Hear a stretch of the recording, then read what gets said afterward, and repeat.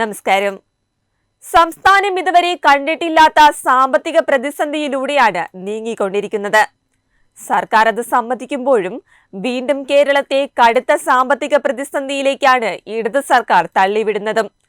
കാരണം കേരളം കടമെടുത്ത് മുടിഞ്ഞിട്ടും അത് കേരളത്തിന്റെ വരുമാനമെന്നാണ് ഇൻഡിഗോ ചിറ്റപ്പൻ പറയുന്നത്. ആ കടമെടുക്കുന്നതിന്റെ അടിസ്ഥാനത്തിൽ കേരളത്തിന് കടമെടുക്കാം.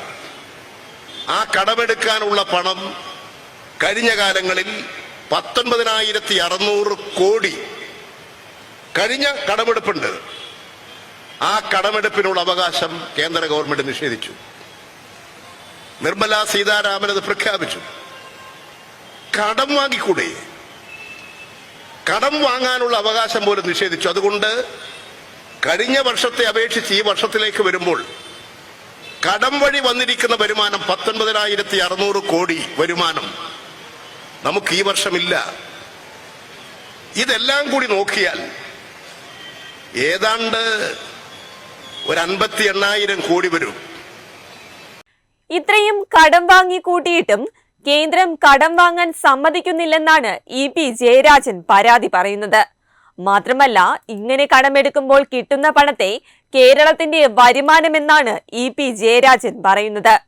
എന്നാൽ കടമെടുക്കുന്ന പണം എങ്ങനെയാണ് കേരളത്തിന്റെ വരുമാനമായി മാറുന്നതെന്നാണ് ഭൂരിഭാഗം പേരും സോഷ്യൽ മീഡിയയിലൂടെ ചോദിക്കുന്നത്. കാരണം കേരളം എന്തെങ്കിലും പദ്ധതികളിലൂടെയോ മറ്റോ സമ്പാദിക്കുന്ന പണത്തിനെയാണ് കേരളത്തിന്റെ വരുമാനമെന്ന് പറയുന്നത്.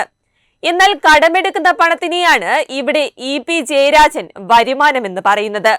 കൂടാതെ 19,600 കോടി കഴിഞ്ഞ തവണ ഇങ്ങനെ കടമെടുത്തതിലൂടെ വന്ന വരുമാനമെന്നും EP ജയരാജൻ പറയുന്നു. എന്നാൽ ഇത്തവണ കേന്ദ്രം ഇങ്ങനെ കടമെടുത്ത് വരുമാനമുണ്ടാക്കാൻ സമ്മതിക്കുന്നില്ലെന്നാണ് EP ജയരാജന്റെ പരാതി. എന്നാൽ ഇതിനെതിരെ വ്യാപകമായ വിമർശനമാണ് ഇപ്പോൾ ഉയർന്നു വരുന്നത്. കാരണം സംസ്ഥാനത്ത് ഇത്രയും സാമ്പത്തിക പ്രതിസന്ധി നേരിടുന്നതിനിടയിലാണ് മുഖ്യനും പരിവാരങ്ങളും കേരളീയത്തിന് പിന്നാലെ കോടികൾ ദൂർത്തടിച്ചുകൊണ്ട് നവകേരള യാത്ര എന്ന പേരിൽ ഇറങ്ങി തിരിച്ചിരിക്കുന്നത്. വെബ് ഡെസ്ക് തത്തുമൈ ന്യൂസ്.